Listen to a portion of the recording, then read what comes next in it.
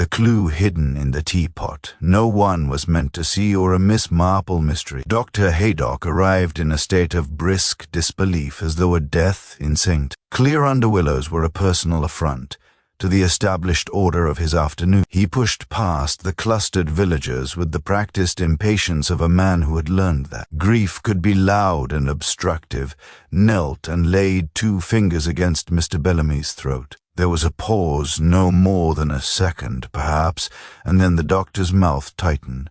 "Yes," he said shortly.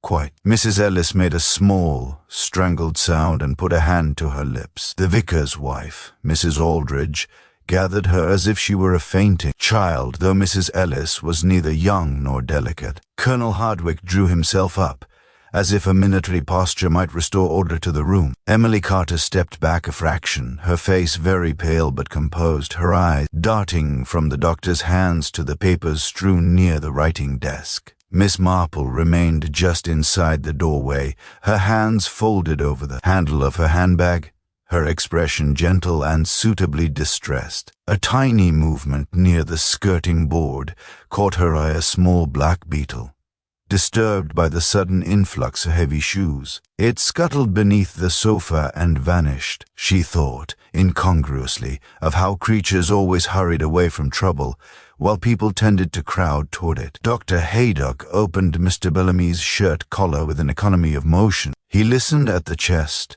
though no one in the room could reasonably have expected a heartbeat to reappear out of politeness. "How long?" the vicar asked hoarsely. The doctor glanced at the man's face, then at the slack hand extending toward the desk, as if still reaching for something just out of reach. "Not long," he said. "Perhaps 10 minutes, 15 at most." A murmur moved through the room, the kind of murmur that was half calculation and half fear. 10 minutes was not a wide span. 10 minutes included nearly everyone. Mrs. Davenport, who had followed them in, made a soft sound of protest. "But he was quite well," she said. Her voice was too bright again, as though brightness could ward off fact. "He was only taking his tea." Miss Marple's eyes drifted, as if idly, to the little blue china cup on the side table. Empty now, yes. The saucer beneath it had a dark ring where tea had been. It was a small, ordinary thing, and yet it seemed to anchor the room to the garden outside where everything had been so orderly. It was always the ordinary things, Miss Marple thought, that insisted on being remembered. Dr. Haydock rose, pulling his spectacles off and wiping them with unnecessary care. "We must send for the police," he said, "and no one is to touch anything." Mrs. Aldridge drew herself up. "Of course," she said, in the tone of a woman used to giving instructions and receiving thanks for them. "Colonel, perhaps you would." "I'll ring them," Colonel Hardwicke said at once, glad of a task that felt like command. He moved toward the hall with a stiff, purposeful stride. The others hovered, uncertain whether to remain or flee. Some began to talk at once, voices overlapping as though speech could fill the space that death had opened. Miss Marple listened without appearing to listen. She watched Mrs. Davenport press her handkerchief to her mouth, though her eyes remained dry. She watched Mrs. Ellis, hands, red and chapped from housework, twisting together until the knuckles whitened. She watched Emily Carter. Gaze flicked to the open window and then away quickly, like someone checking a door she had not meant to notice. The vicar stood by the mantel, his face slack with shock. "Arthur." He began and stopped, because the name belonged to a living man. Mrs. Aldridge touched her husband's sleeve. "Darling," she said, and there was genuine tenderness in it, though her eyes were already sharpening, already arranging the narrative she would later tell. "Let us all go back into the garden. We must keep everyone calm." Calm, Miss Marple thought, was often another word for controlled. As they moved, Dr. Haydock raised a hand. "Not through the drawing-room," he said sharply. "Use the side door. And mind where you step." They filed out, obediently, into the brightness of the afternoon. The garden absurdly looked the same. The lawn still shone, the roses still nodded. The tea-table still stood with its lace-cloth and its plates of cake, though now the gathering had become a scattered, uneasy flock. The teapot sat at the center like a guilty object. One of the younger women, perhaps had half-heartedly replaced the lid, but it sat askew, leaving a narrow gap. A wasp crawled lazily along the spout. Mrs. Davenport hurried to the table with the sudden zeal of a hostess threatened by disorder. "Oh, this is dreadful," she said. "Dreadful. Someone ought to clear this away." "No," Dr. Haydock said behind them, having followed to ensure compliance. "Leave it. Everything stays as it is." Mrs. Davenport's hand froze a fraction above the teapot handle, then withdrew. Her cheeks flushed. "Of course," she said quickly.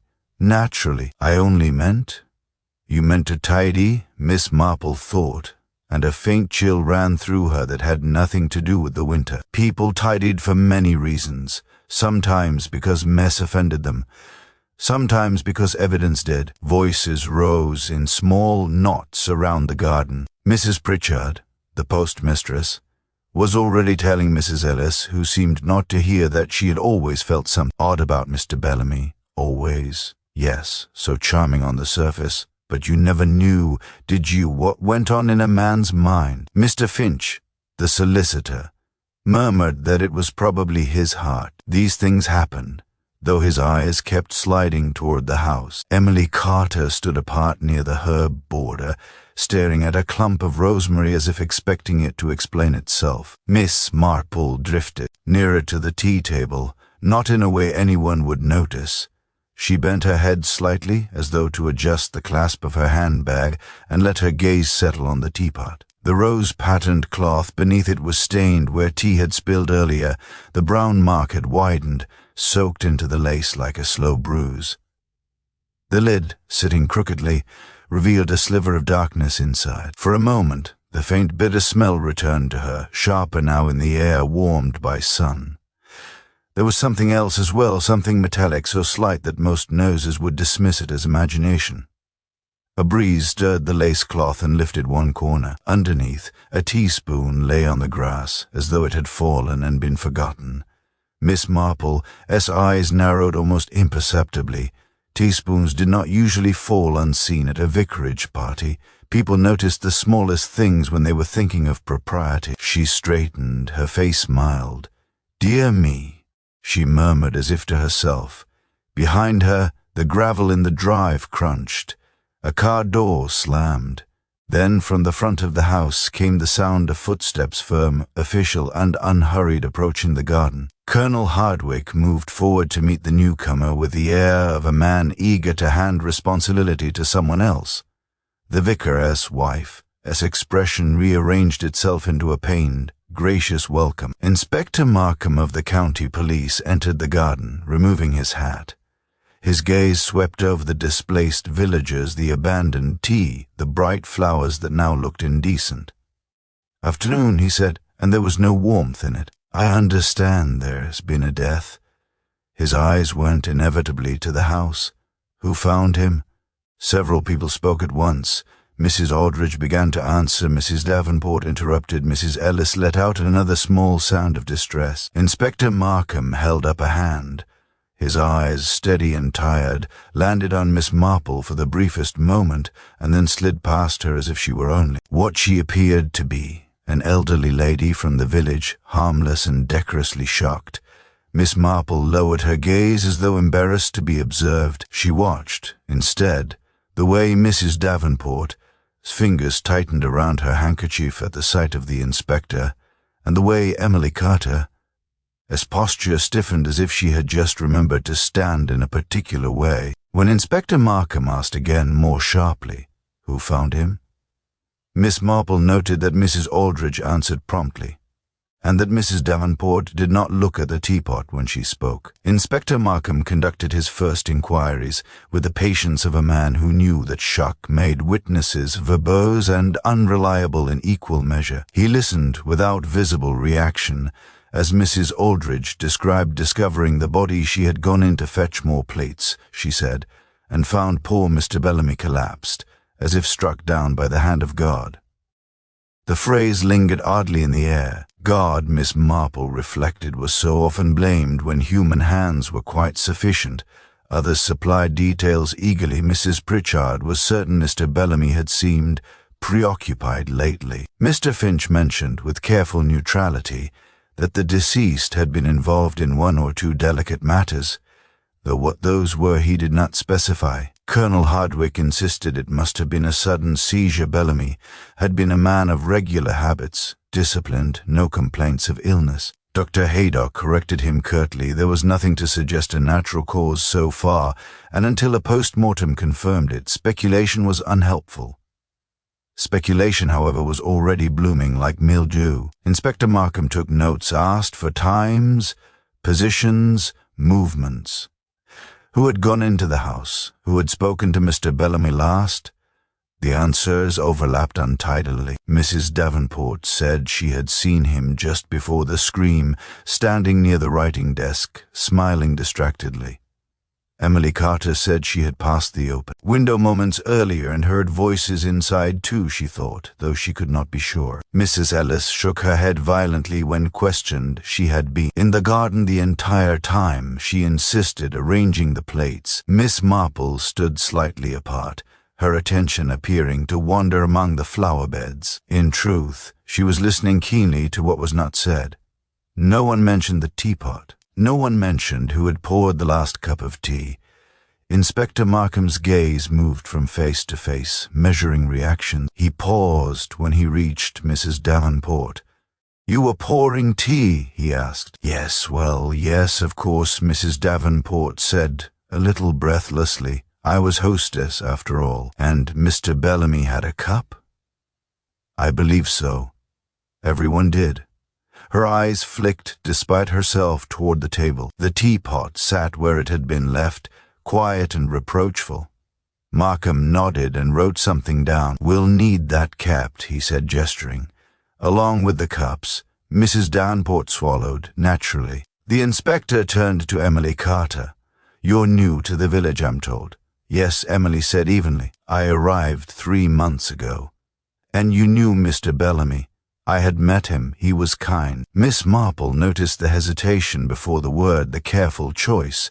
Kind was vague, unprovable, safe. As the questions continued, the villagers' unease sharpened into something more pointed. Glances began to slide sideways. Small resentments surfaced. Old disagreements recalled with sudden clarity. Mr. Bellamy, it emerged, had known a great many things about a great many people. He had advised, assisted, hinted, remembered. He had been useful and therefore dangerous. When Inspector Markham stepped aside to confer quietly with Dr. Haydock, the garden filled again with murmurs. Mrs. Pritchard whispered that it must have been poison. She had once read about such things in a magazine. Colonel Hardwick scoffed, but his laugh rang hollow. Mrs. Ellis sat rigid on a bench, staring straight ahead, her lips moving soundlessly. Miss Marple approached the tea table at last, as though drawn by habit rather than intention. She lifted her cup, still untouched, and looked into it. The surface of the tea had darkened slightly as it cooled. She set it down again.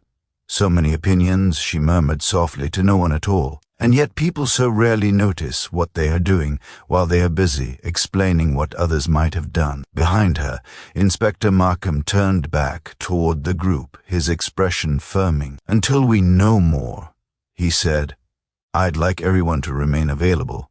This may have been sudden, but sudden things often have long beginnings." Miss Marple inclined her head, as if in agreement. Her eyes rested, for a moment longer than chance, on the teapot. The police presence altered the atmosphere of St. Clear under Willows with surprising speed. By early evening, the garden party had dissolved into a memory already being reshaped by retelling, while the vicarage itself took on the strained quiet of a place that no longer belonged entirely to its occupants. Doors were left ajar, chairs displaced, teacups gathered and labeled with meticulous care. The teapot was removed last, lifted as though it might object, and carried inside by a constable who handled it with exaggerated delicacy. Miss Marple watched from the edge of the lawn, her expression one of mild fatigue. She declined an offered chair and remained standing, leaning lightly on her stick. Standing allowed one to see more, she had found. People forgot themselves when they thought an elderly woman was tired. Inspector Markham questioned again, this time in smaller groups. Mrs. Aldridge, brisk and composed, repeated her account with practiced clarity. She had left the guests for no more than a few minutes. Mr. Bellamy must already have been unwell. She did not notice anything unusual except that he seemed distracted earlier. When pressed, she could not say why. A feeling, nothing more. Feelings, Miss Marple knew, were often judgments in disguise. Emily Carter was questioned alone near the herb border. She answered calmly, her hands folded in front of her.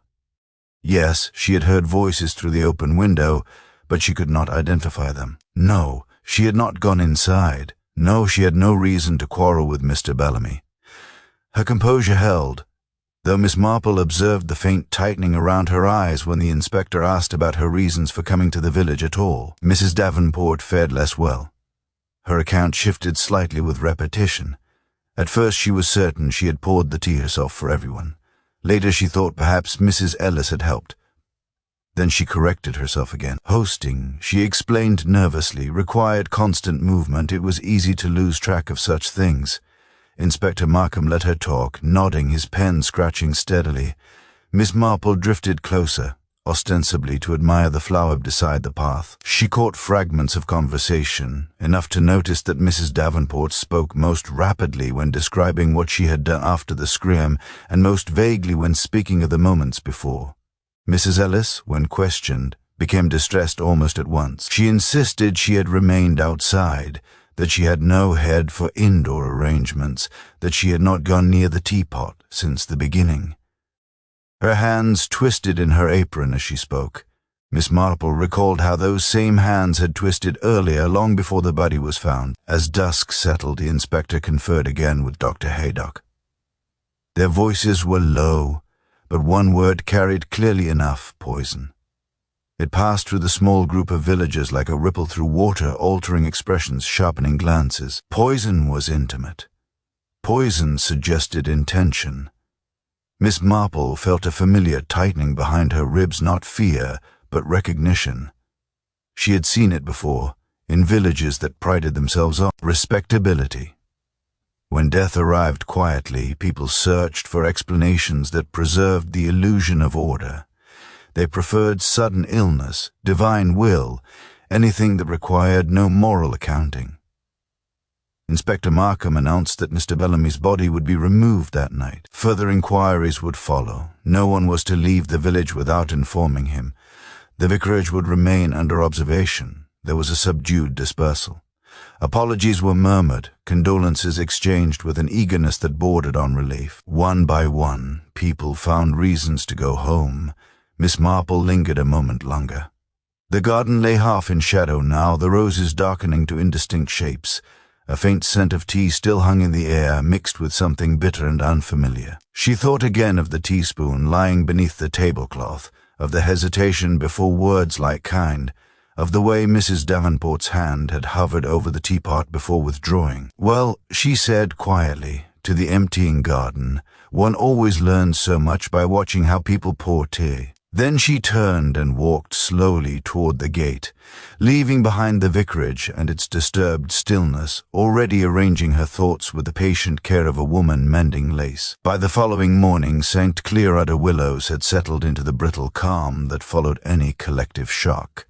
Curtains twitched with greater frequency than usual, and voices dropped when footsteps approached. The vicarage gate remained closed, its ordinary welcome suspended, while a constable stood unobtrusively nearby, as though guarding not a house but a state of mind.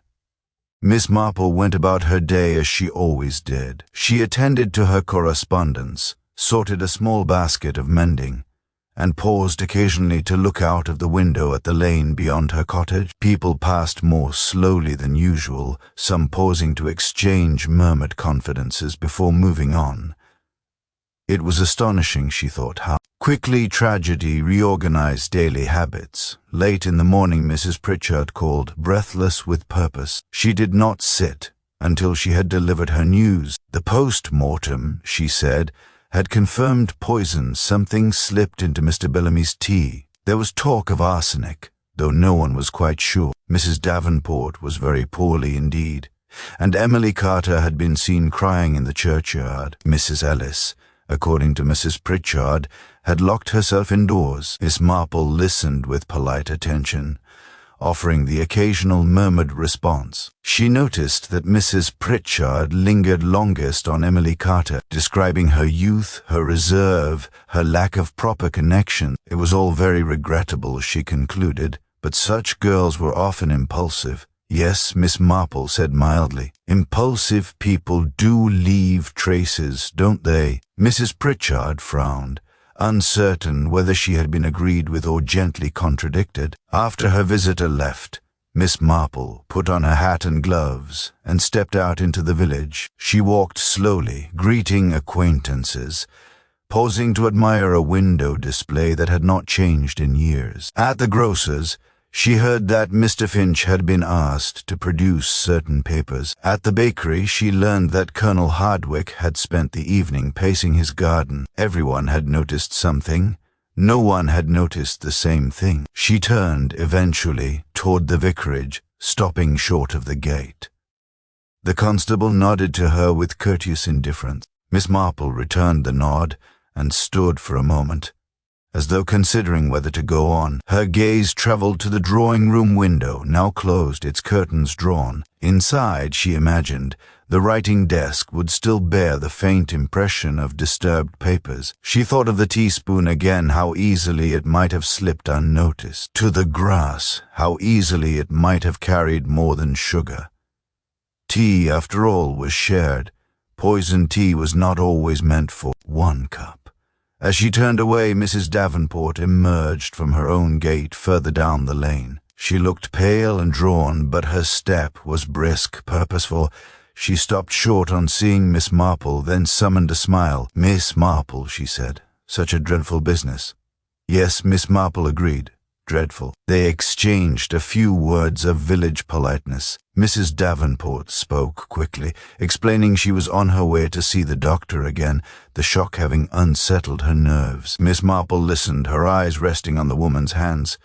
They were steady now, quite steady. "I do hope," Mrs. Davenport added, lowering her voice, "that Inspector Markham doesn't upset everyone unnecessarily. These things can look very suspicious when they are really quite simple, can they?"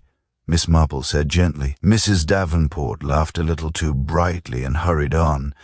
Miss Marple stood for a moment longer, watching her go. Then she turned toward the green where the faint outline of the tea table could still be seen, its place marked by flattened grass.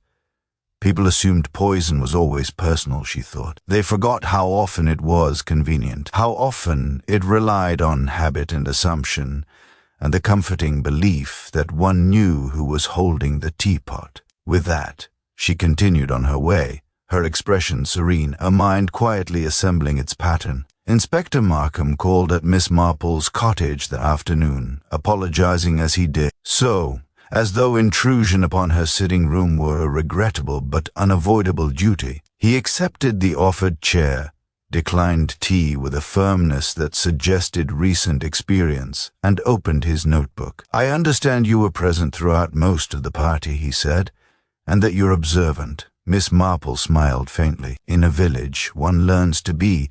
There is so little else to do. He watched her carefully, then asked his questions with an air of method. Who had she spoken to? Where had she been sitting? Had she noticed anything out of the ordinary? "Oh, nothing very remarkable," Miss Marple said, "though, of course, what seems ordinary is often merely familiar." Inspector Markham waited. "Well," she continued, as if searching her memory with some difficulty, "I did think it curious that Mrs. Davenport appeared so flustered when pouring the tea. She is usually quite composed, and I noticed a teaspoon on the grass later. It had fallen, I suppose."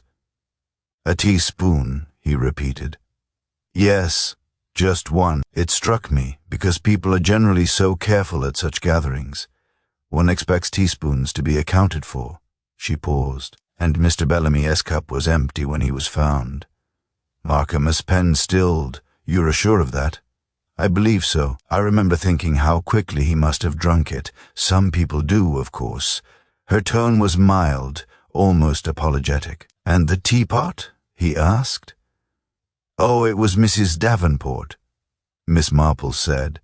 "She takes pride in her china. I imagine she washed it herself afterward, had she been allowed." Inspector Markham closed his notebook slowly. "Thank you, Miss Marple.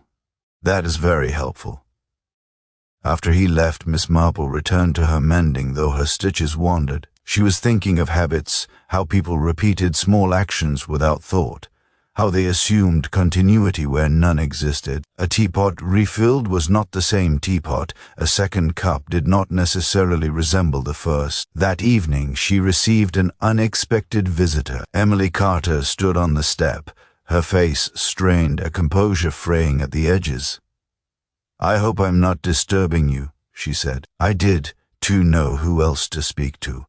Miss Marple ushered her in at once. "Of course, my dear, sit down." Emily clasped her hands tightly.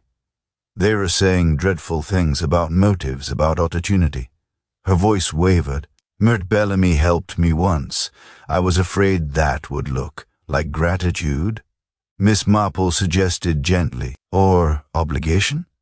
Emily's eyes filled. "I don't know." Miss Marple poured tea carefully, attentively. She noticed Emily's gaze flick to the teapot, then away. "Did you pour tea at the party?" Miss Marple asked casually. "No," Emily said at once. Mrs. Davenport insisted. "And did Mr. Bellamy ask you for anything that afternoon?" Emily hesitated. "He wanted to speak to me about a letter, but he said it could wait." Miss Marple nodded. Letters waited. Tea did not. When Emily had gone, Miss Marple sat very still. She thought of the second cup, poured after the first. Of the fallen spoon. Of the way Mrs. Davenport had spoken of simplicity. Poison, she reflected, was rarely administered with drama. More often it relied on assumption that the second cup was the same as the first, that no one would look closely at what was always there. She folded her mending neatly and set it aside. The pattern was emerging now, not boldly, not yet complete, but enough to suggest where the stitches had been deliberately misplaced. The village absorbed the next development with a mixture of excitement and apprehension. Inspector Markham's questions became more pointed, his visits more frequent. Doors were opened with wary politeness. Answers were given with an eye toward self-protection. The assumption that the matter would resolve itself quietly had evaporated. Someone, it was now accepted, had intended Mr. Bellamy's death. Miss Marple was invited very politely to call at the vicarage that afternoon. The drawing-room had been restored to order, though the effort showed. Fresh flowers stood where the old ones had wilted, and the writing desk had been cleared of its former disorder. Too cleared, Miss Marple thought. People often tidied away what troubled them most. Inspector Markham stood by the mantel, Dr. Haydock nearby. Mrs. Aldridge hovered with restrained efficiency, offering chairs, smoothing cushions, contributing remarks that were sensible and entirely unhelpful. "We've established," Markham said, "that the poison was administered in the tea, specifically in a single cup." "A relief, in a way," Mrs. Aldridge said quickly. "At least it wasn't indiscriminate." "On the contrary," Miss Marple said gently, "that makes it rather more so." They looked at her. "Well," she continued, folding her hands, "if one pours tea for many people, one must take care which cup is which. It requires attention." Markham's eyes sharpened. "You think it was deliberate selection?" "I think," Miss Marple said, "that whoever poured the second cup knew exactly who would drink it." Mrs. Aldridge stiffened. "Second cup." "Yes," Miss Marple said. "Mr. Bellamy was not in the garden when tea was first poured. He arrived later. His cup, therefore, must have been poured afterward." There was a brief silence. Dr. Haydock shifted his weight. "That is correct," he said slowly. "The timing supports it." Inspector Markham exhaled, which narrows opportunity considerably. Mrs. Davenport was sent for. She arrived pale but composed, her manner brisk. She answered questions with care, though her irritation showed. Yes, she had poured the tea. Yes, Mr. Bellamy arrived later. Of course, she gave him a fresh cup. Why would that matter? Miss Marple watched her closely. "Did you rinse the pot between pourings?" she asked mildly. Mrs. Davenport blinked.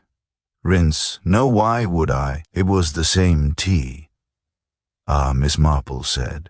But not the same moment. Inspector Markham leaned forward. "Did anyone else handle the teapot?" Mrs. Davenport hesitated. "Mrs. Ellis may have steadied it. I can't be sure." Mrs. Ellis was questioned again later. This time her distress tipped into something sharper. She denied touching the pot after the first pouring. She denied everything with a vehemence that rang true in its fear. That evening, as Miss Marple walked home, she passed Mrs. Davenport's house. Light glowed in the kitchen. Through the window, she glimpsed Mrs. Davenport standing at the sink, washing a single teacup with slow, deliberate care. Miss Marple paused only a moment. People believed poison required secrecy, she thought. In truth, it required only confidence that no one would question routine, that a second cup was merely a continuation of the first. She walked on, her mind calm now, the pattern nearly complete. The final stitch would require nothing more than a gentle tug, and the whole design would show itself at last. The twist, when it came, did not arrive with drama, but with a quiet administrative certainty that unsettled the village far more effectively than any accusation. Inspector Markham announced that a small quantity of arsenic had been found not only in Mr. Bellamy's cup, but in residue scraped from the inner rim of the teapot itself. It was old arsenic. The analyst said something that had been there before the party, though not in sufficient quantity to harm anyone until it had been disturbed. This detail circulated rapidly, gaining momentum as it went. It suggested carelessness rather than calculation, or, as some preferred to believe, accident rather than intent. Mrs. Aldridge seized upon it at once, repeating to anyone who would listen that old houses were full of such things, that arsenic was once common for rats and insects, that anyone might have been unlucky. The implication was clear. Mr. Bellamy's death was tragic, but not murder. Miss Marple did not contradict this view. She listened as it was rehearsed, refined, and finally accepted by most of the village with visible relief. Even Inspector Markham appeared momentarily inclined to consider it. The theory explained too much too neatly, which was precisely what troubled her. It was Mrs. Ellis who unsettled matters again. She arrived at the police station late in the afternoon, pale but determined, and asked to speak to the inspector. Her statement was brief and disjointed. She had not wanted to say anything, she explained, because she feared making trouble.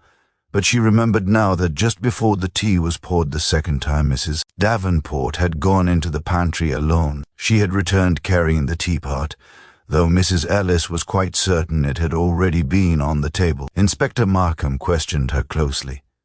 Mrs. Ellis clung to this one point with surprising firmness. She might forget many things, she said, but she would not forget that. She had been annoyed at the time people did not move teapots about without reason. When this reached the village, relief gave way to excitement. If the teapot had been moved, then the residue might not have been old at all. It might have been added. Mrs. Davenport reacted badly.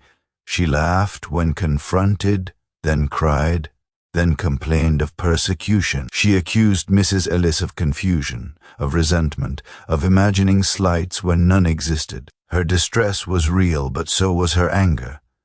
Miss Marple observed it all from a slight distance. She noted that Mrs. Davenport spoke at length of fairness, of her reputation, of the indignity of suspicion. She did not once speak of Mr. Bellamy himself. That evening, Emily Carter came again to Miss Marple's cottage. She was shaken, torn between guilt and fear. He trusted her, Emily said. Mr. Bellamy did. He said she was reliable, that she kept things safe. Did he say what things? Miss Marple asked gently. Emily shook her head. Only that he meant to retrieve something. Something he had left with her.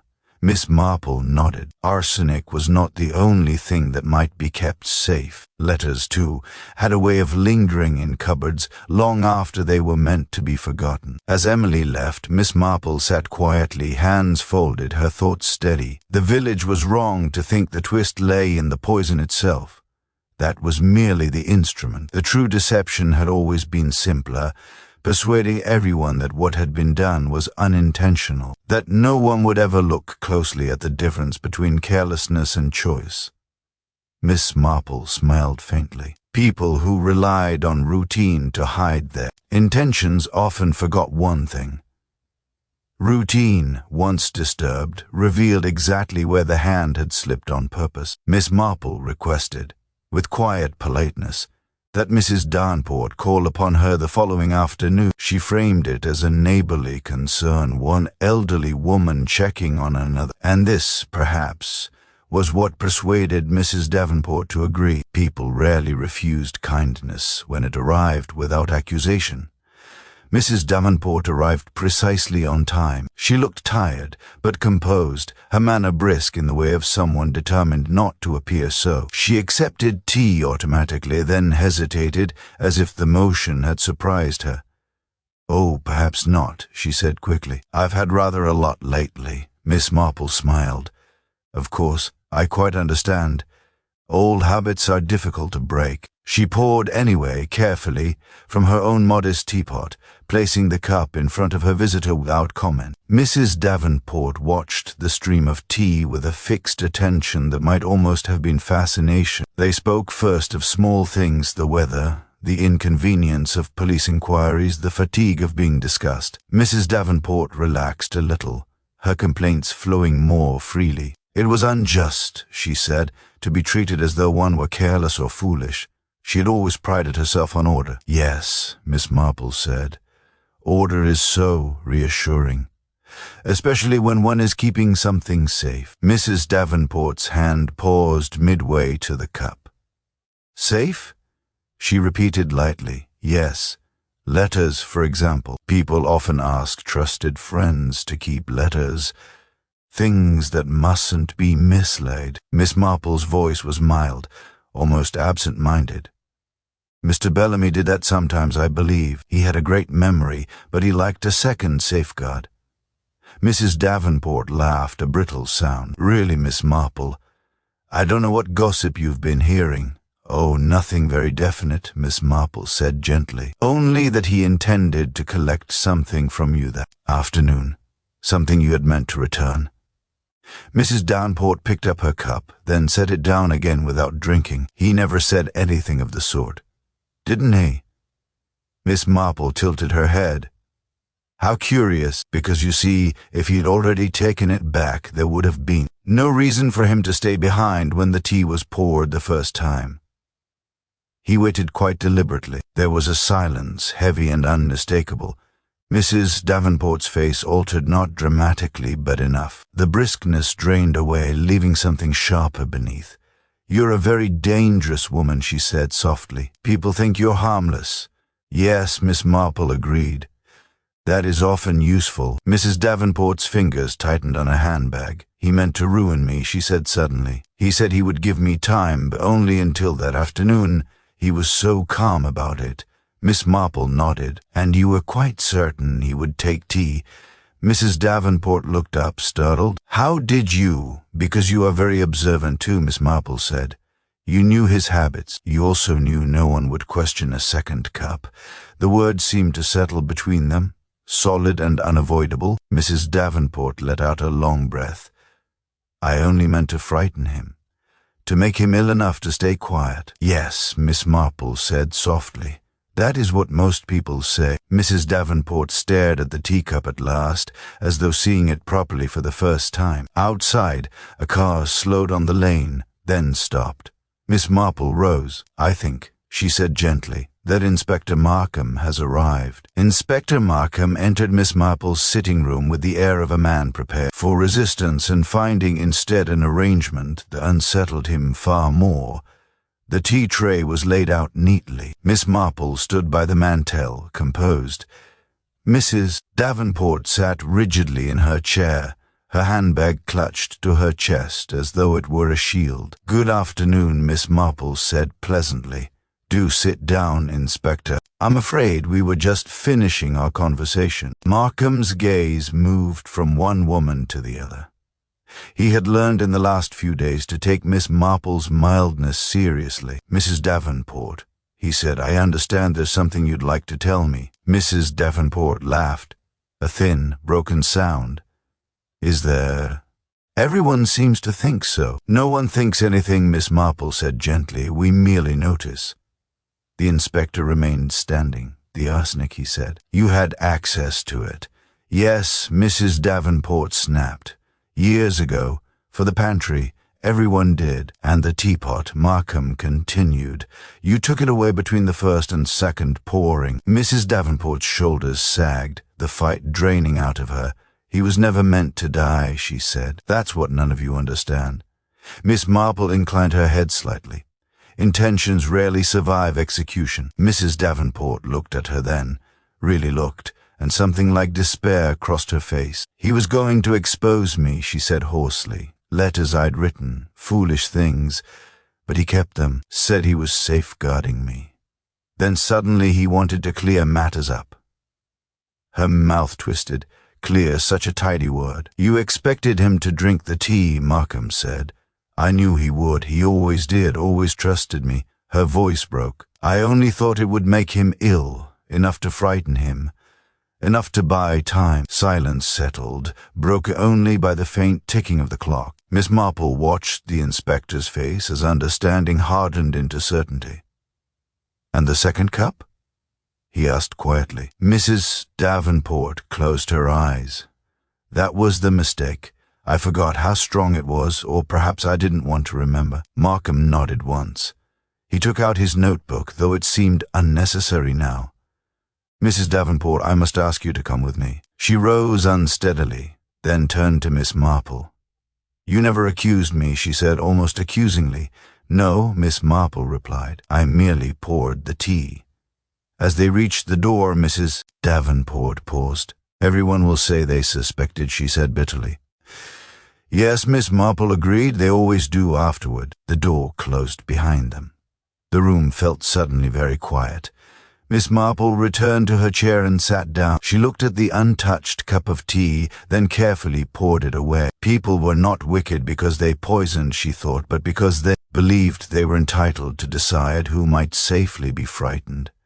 Outside, the car drove off down the lane. The village would soon resume its routines, its judgments, its comforting certainties. Miss Marple folded her hands and gazed at the fireless hearth.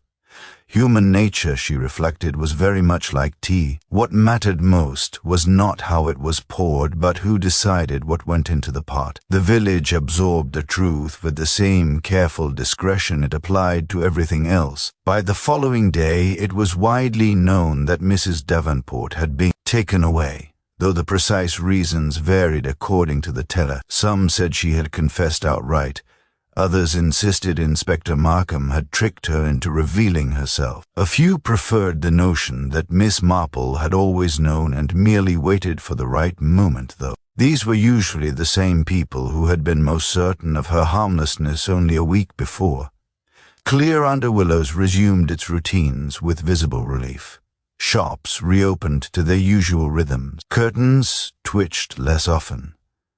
The vicarage gate was unlocked again, though the drawing-room remained chained in ways that no rearrangement of furniture could quite disguise. Mr. Bellamy's absence was felt unevenly, deeply by some, barely at all by others, but always with an undertone of discomfort. He had known too much, and now that knowledge had been revealed as dangerous rather than merely inconvenient. Inspector Markham called once more on Miss Marple before leaving the village. He seemed tired but lighter, as though a burden had been set down.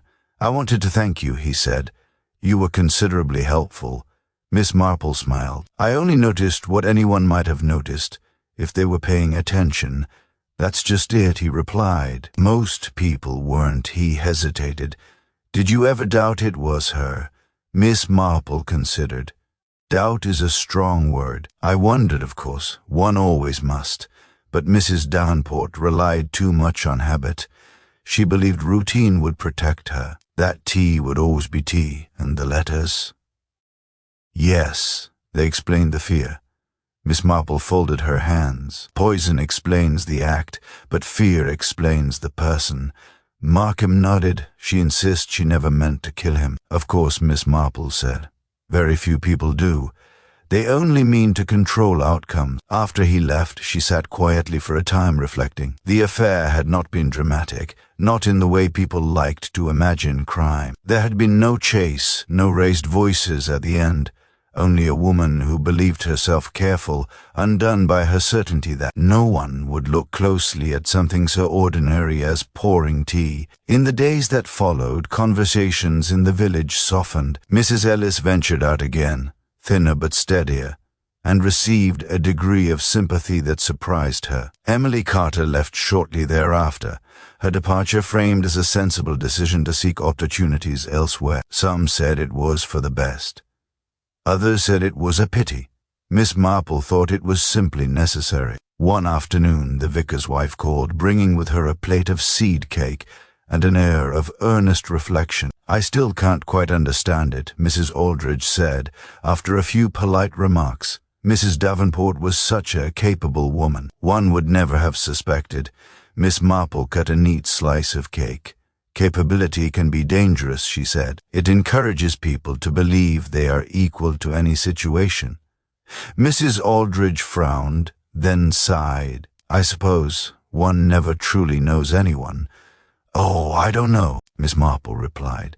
"One knows them very well sometimes. One simply chooses not to see." The vicarage garden was restored in due course.